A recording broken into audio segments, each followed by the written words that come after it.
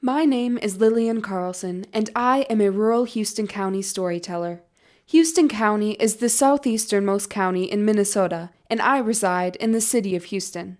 My small town is part of the gorgeous Driftless area, an unglaciated region of the Midwest, giving us amazing bluffs, river valleys, and diverse wildlife. My parents are local business owners, and I work in town too. Throughout Houston's 144-year history, businesses have changed, just as in other rural towns across the nation. I have talked to residents and business owners to gather their historical and present-day perspectives on our retail community.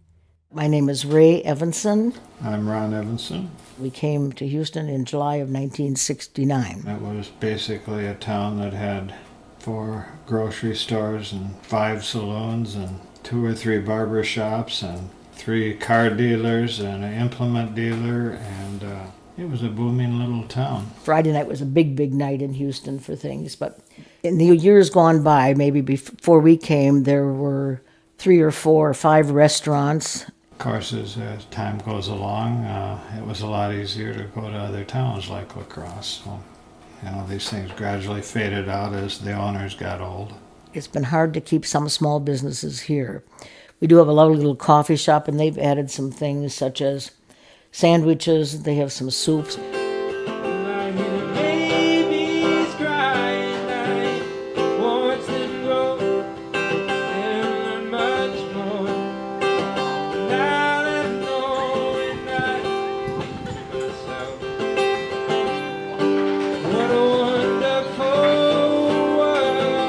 We've been blessed to have a grocery store that has struggled, but people have valued it, and it has been through some tough times, but people have really invested financially, as well as really trying to shop locally.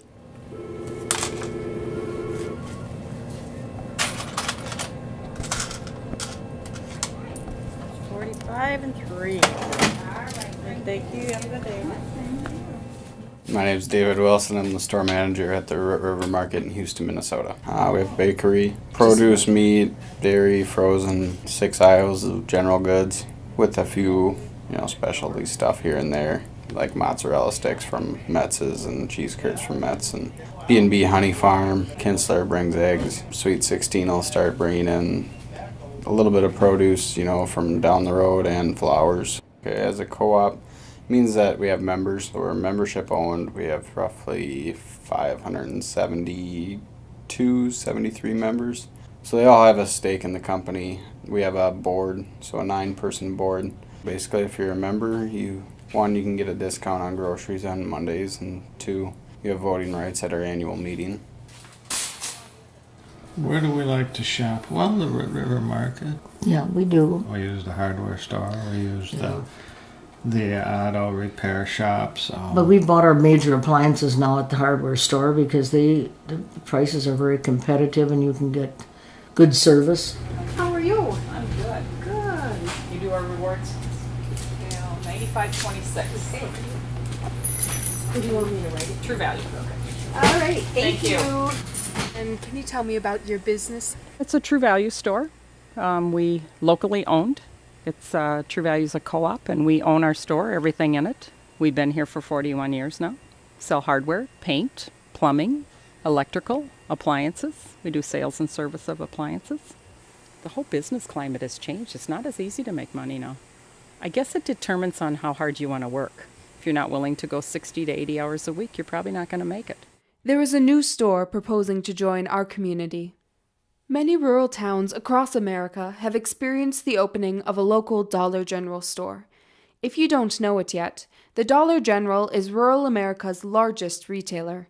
They carry affordable, basic amenities that many rural shoppers would otherwise have to travel long distances to purchase. Like the Walmart chain, its rapid growth has created convenience and controversy as it continues to spread throughout rural America. Because a Dollar General has been proposed for my town, I wanted to talk to people to see how they feel about it. Many are unsure where it's at in the process. Houston City Administrator Chris Peterson knows a little about it. She works hard to welcome new businesses to town. She pretty much does it all. My name is Chris Peterson. I've been the city administrator for 4 years, And I do a variety of things since we have a small staff. I do HR, budgeting, project management, the day-to-day office help when people come in for questions, permitting, project planning, and anything else that comes up on a day-to-day basis. Currently, we have 2 businesses who have inquired about building in Houston. One is a meat market that actually bought an existing site and is going through the process of looking at what the requirements are to open a meat market store. The other business that is inquired has been Dollar General. They put a request out of certain communities that they're interested in. I don't know what their criteria is to pick those communities, but once they have a list of communities, then they work with developers to help do some of that legwork. And so that is who contacted the city. They came to town probably a year ago. It was last summer. And just started asking if there was any sites available and which sites might be for sale and which land was in the zoning districts that they were looking for. They then spent several months after that looking at those sites, narrowing down a couple choices. They narrowed it down to the last one a few months ago. Right now are looking pretty deeply into the site on East Cedar. It's 714. So between Hoff Funeral Home and Rosendahl Repair, there was some vacant lots there, and they do have a purchase agreement and offer to purchase those properties according to many conditions. So right now they're in that analysis phase to look and see at what it would cost to build on that site. I believe the engineering analysis and the site, the cost estimates and everything will be completed in the next couple months, assuming that it's feasible and the Dollar General approves the costs and moving forward. They do plan on probably a September or October starting date to start building. Introducing your new neighborhood Dollar General and Dollar General Market. Smaller, friendlier stores that just feel closer to home. So when you run out of life's little essentials, you can almost reach out and grab what you need with fresh groceries and name brands like Cheetos and Pepsi at prices that feel like it's all on sale every day. Welcome home to the convenience of Dollar General and a fresh approach to grocery at your neighborhood Dollar General Market. Dollar General is planning on opening 1,000 new stores in 2018, while the majority of other retailers are closing. In 1/3 of their stores, they will be adding fresh produce, along with remodeling about 300 of their existing stores to include 34 cooler doors. That's an increase of about 160% from the existing cooler footprint, says CEO Todd Vasos. In 2016, Forbes reported that Dollar General sold close to $30 billion in groceries in 2015, of the $1.1 trillion sold by all national retailers. That's about 3% of the total grocery market. They are relying on increased grocery sales to keep growing. One way that they hope to achieve this growth is by opening up new Dollar General markets. Sometimes trying to stretch your dollar can stretch your patience. Introducing Dollar General Market, a new store that makes quick shopping trips quicker. An incredible selection of brand name products at incredibly low everyday prices with dairy, meat, and produce guaranteed fresh or your money back. Because nobody stretches your dollar farther and easier than Dollar General Market. All of us want to be exclusive. We want to be our own little thing, and we want everyone to purchase from us, and we want to be the only one and only. That's in an ideal world. Competition is out there. Competition makes us better. Depends on the kind of competition it is. When it's competition from a corporate world, that's probably not a favorable competition to independents, because they have a lot more money behind them than an independent, locally owned business does. The biggest hurt in our town will be the grocery store. The number one biggest hurt, because they will bottom line groceries until there's no end. And they can afford to throw things away. Our grocery store can't afford to throw things away and continue to make it. You run our grocery store out of town, and then if the whole town doesn't support Dollar General, they just pick up and leave. Yes, we could figure out a way to survive. Would that mean I'd have to cut back employee hours? Yes. How many people do you employ? It goes up and down quite a bit, but usually around 15 people. We'd have to figure out a different strategy, maybe cut overall store hours that we can stay open, possibly cut stuff from our meat department, cut stuff from our bakery. They say they sell different products in the grocery store, but they are 80% consumables. it will have an impact on the store. Hope people will consider what's best for the community. If we lose too many customers, I'd say if we lose over 5%, it would be really hard to keep the grocery store going forward. Best case scenario is maybe people do stay in town more. Would it draw more people to town? No. There's one in Caledonia, there's one in Rushford, there's already one in La Crosse. See what happens. As Dave mentioned, there is a Dollar General in Caledonia, Minnesota, which is 13 miles from Houston. With the opening of the new Dollar General Distribution Center in Janesville, Wisconsin in 2017, it makes sense we are seeing more Dollar Generals in our region. I went to Caledonia to interview local business owners about how they experience the Dollar General in their day-to-day lives since it opened in 2007. I thought it would be important to gather their lived experiences because the economic impact of Dollar General has been so widely speculated in Houston. My name is Amanda Ninneman, and I am the owner of the Wired Rooster coffee shop in Caledonia, along with my husband Jeremiah. I grew up here in the area just south of town between Caledonia and Eitzen on a farm where we raised sheep, and I went to school in Caledonia here. After high school, I went to Luther College, left the Midwest for a number of years, and slowly made my way back. And 2014, my husband and I moved down here from Minneapolis and bought the building and started opening up the shop. So we've been here ever since. And at the time, there was nothing like a coffee shop or anything like that in the area, and this was about 2012 and 2013 when we started, decided that we wanted to do a coffee shop and create a community space for people to hang out and feel comfortable in and get them out of their cars and spending time downtown, and really creating a space that other businesses could then build off of and help kind of create some momentum there. So we wrote a business plan and started looking at buildings, and it took us probably close to 2 years before we finally found the perfect building, and everything kind of started falling into place. It's a historic building. It was built in 1906. It's a brick building, and over the years, especially in the 60s, there was a lot of remodeling done to the main commercial space. Put in a drop ceiling and made it pretty generic space. And so we really wanted to bring back more historic notes to the building and bring it back to its roots. It was like a 9-month construction process of demo and getting down to the original floors and exposing some brick walls and getting up to the original ceiling height and stuff. Also redid the storefront to be more historically accurate to the time period of when the building was built, rather than having faux stuff on the outside and an awning that was from the 60s as well. So it was a long construction process, but we finally opened in 2015. We have a really great historic downtown in terms of the number of historic buildings that are still here. There are a few that are in really great shape and have been kept up over the years. Our building was one of them, where we were really lucky to inherit a building that has been well kept over the years. There are also a lot of buildings that aren't in such great shape and need a lot more attention in order to bring them back to their full glory. Each building has its own story.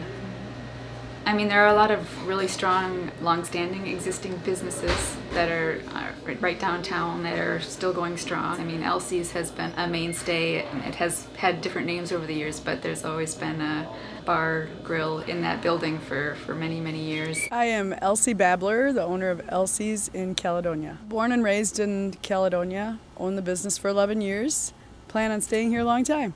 Great-great-grandfather built my building here that I have, and it kind of goes on from there. It's been lots of businesses way back. Used to be a big history of big businesses here. Over the years, it's kind of declined, and we're hoping to change that and add some more. We've got a big variety of businesses, from restaurants to grocery stores to factories, trucking companies, craft places, flower shops, big variety.